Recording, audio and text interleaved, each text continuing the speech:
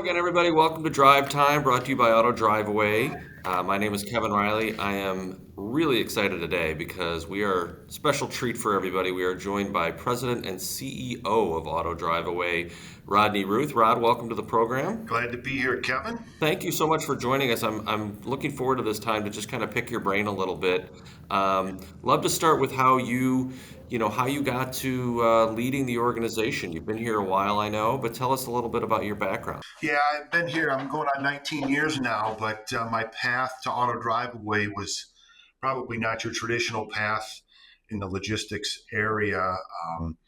I started out, I was lucky enough to play a little professional basketball out of college overseas mainly, and then I coached college basketball at a few different places. And then I got into the athletic club business, running higher end athletic clubs in Atlanta and North Carolina. And then from there, I moved to Chicago and ran thrift stores. Was there for about 9 years. Joined this wonderful organization in 2006 as the CEO and president, and have been enjoying this wonderful journey we've had for the last almost 19 years that I've been here. So not quite a logistics path, but this is about managing people and getting them to do things they didn't really think they could do to service our needs for our customers. So that's what I do. You're not only the CEO, you're kind of the head coach of Auto Driveaway. That's So it's kind of kind the of way I how look at it. Yeah, that's kind of the way I look at it. It's trying to put the team together to achieve a goal, right?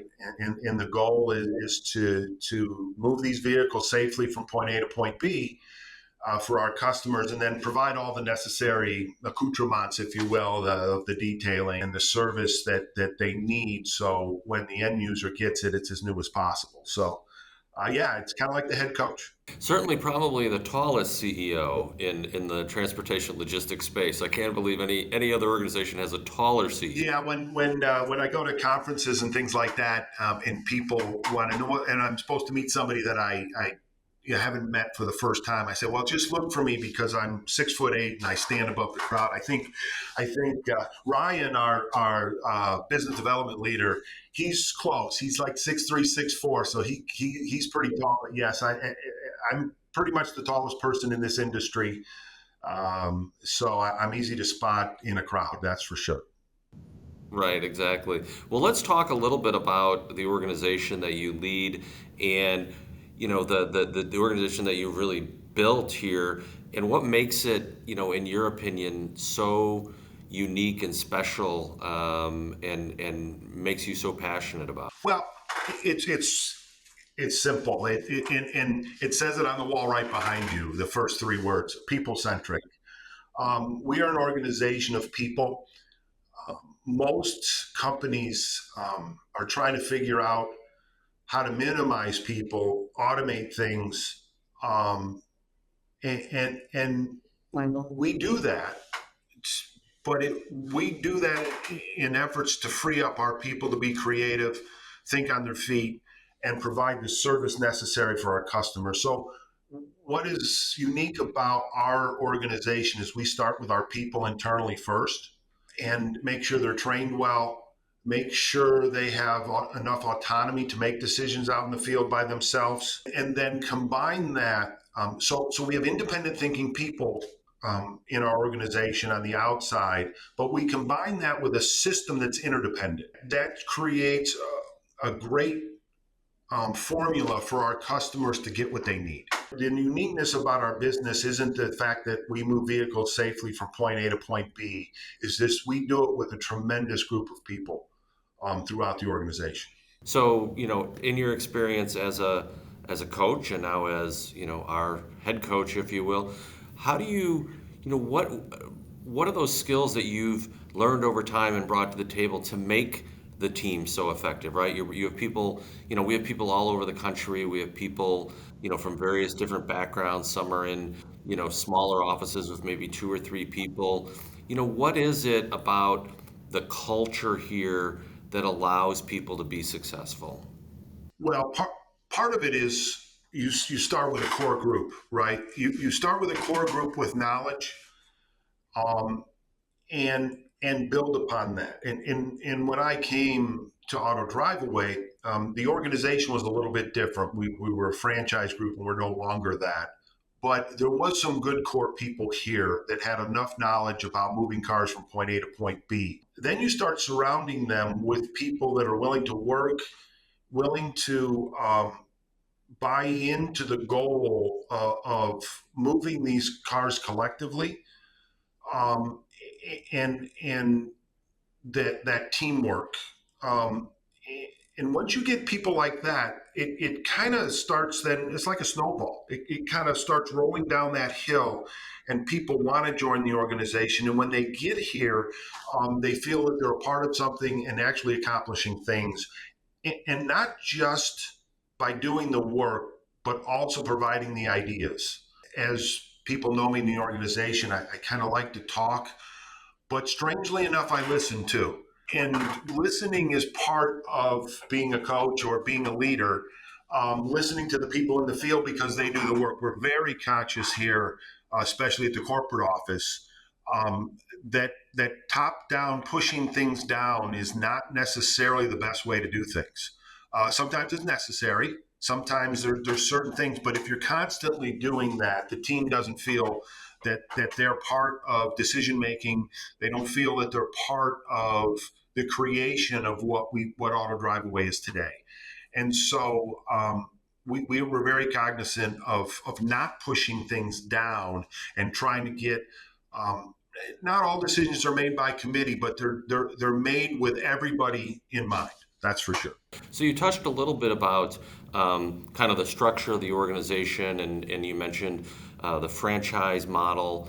Give me a little bit of insight into how the company is structured now that the franchise model is no longer a part of that, and what kind of impact that's going to have on the organization. Well, I think the franchise model has had its time in place. When you have a franchise model, you have less control over the operation and the standards and the quality, at least in this industry, because each of these cars that gets to move from point A to point B are different. So the standards across the organization were there, but they were hard to monitor when it became a franchise. Now that we're no longer a franchise, in all our offices, we can standardize things and hold them to a standard that was difficult in the franchise model.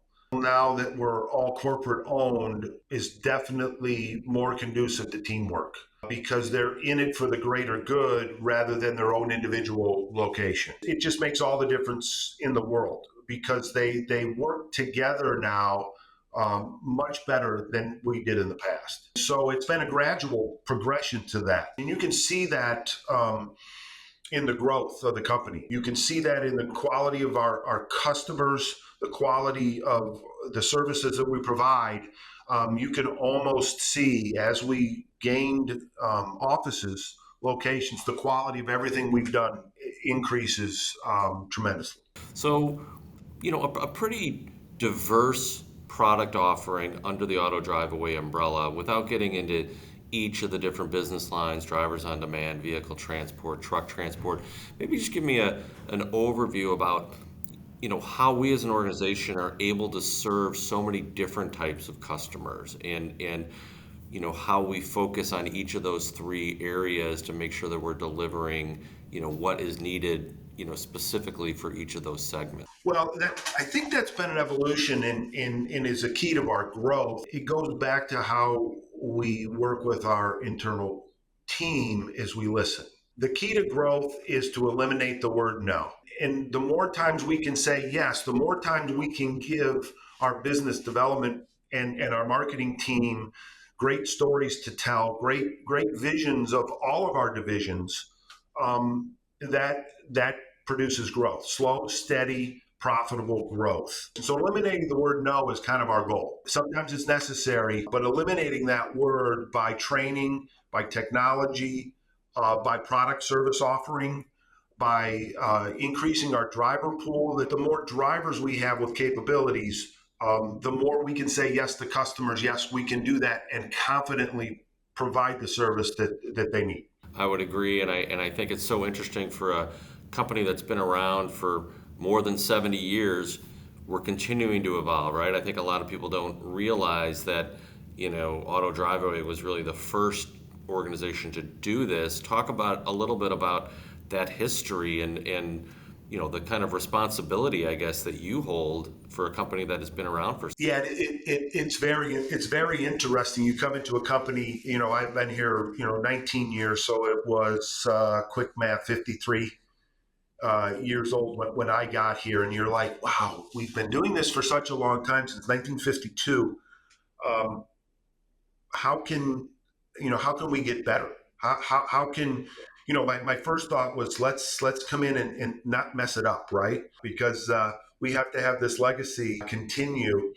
And part of our growth in I treat this as I'm a caretaker of this business, and it needs to exist for another 72 years and beyond. And to do that, you need to make sure that our people are bought into the system, are part of the system, and are well trained, because that will perpetuate Auto Driveaway now and into the future. But coupled with the service offerings that we have, making sure we're talking to our customers, making sure that we're learning and growing with the needs of our customers, can make sure that 72 will turn into 73 and 74 years as we progress. So, Rod, final kind of as we wrap up, what do you like to do when you're not here, when you're not working? What keeps you busy outside of the office? Well, sports was a big thing in my life, provided me a lot of opportunities, especially basketball. So I'm a huge sports fanatic.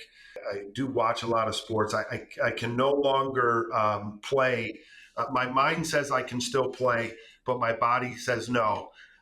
So I don't play basketball anymore, but I'm a golfer.